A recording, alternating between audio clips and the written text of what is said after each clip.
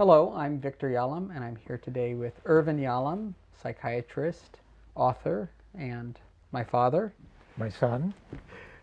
You've just written a new novel, The Spinoza Problem. Can you say a little bit about what that is? Well, it's a novel of ideas about Spinoza, also meant to be a teaching novel for therapists as well. Spinoza is a figure that's fascinated me throughout my life, even since adolescence. You know, I knew him just as a man who lived desperately alone, isolated after his excommunication from the Jews when he was 24.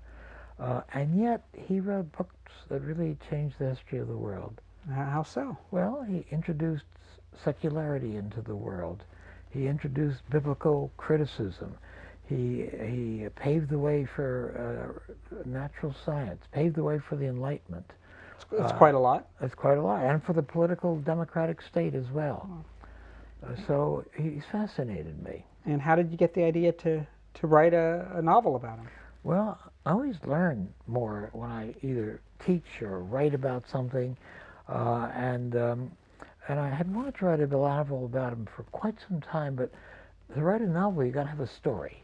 Right. And I had no story about a man who lived in his head and had very few things going for him.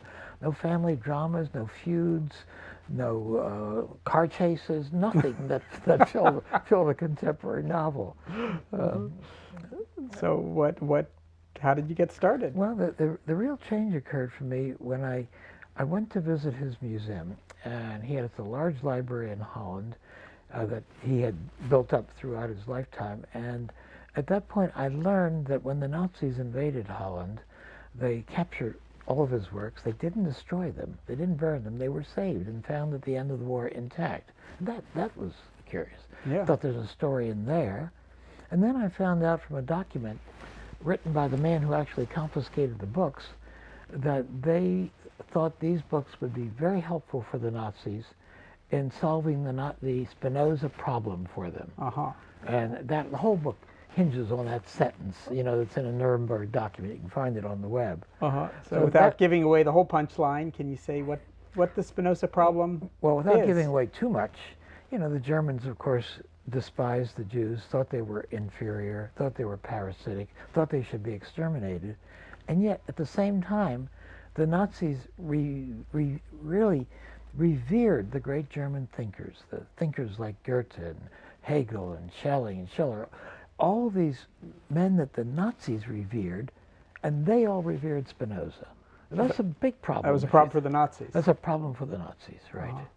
Well, And that problem is woven throughout the threads of this novel. Right. Well, I've had the pleasure of reading it, and you very creatively have two alternating storylines, one about Spinoza and the second about Rosenberg, the major Nazi ideologue, the one who was the editor of the major Nazi newspaper, and wrote the philosophy that really was underneath the idea of why the Jews should be exterminated.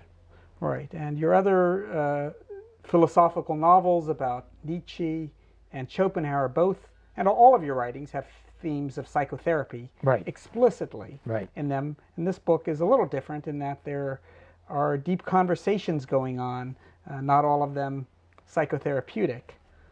It is a little different. I didn't start this book saying I want to teach about group therapy or teach about how much the therapist reveals himself, like in lying on the couch.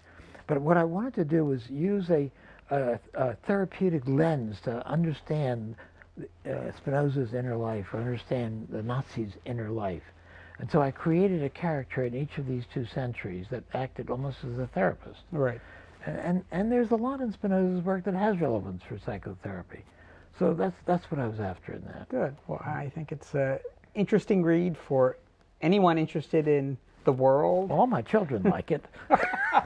Interested in ideas, and for the many psychotherapists who've enjoyed reading both your professional books and your works of fiction. Thank you. Good. Nice talking about it with you.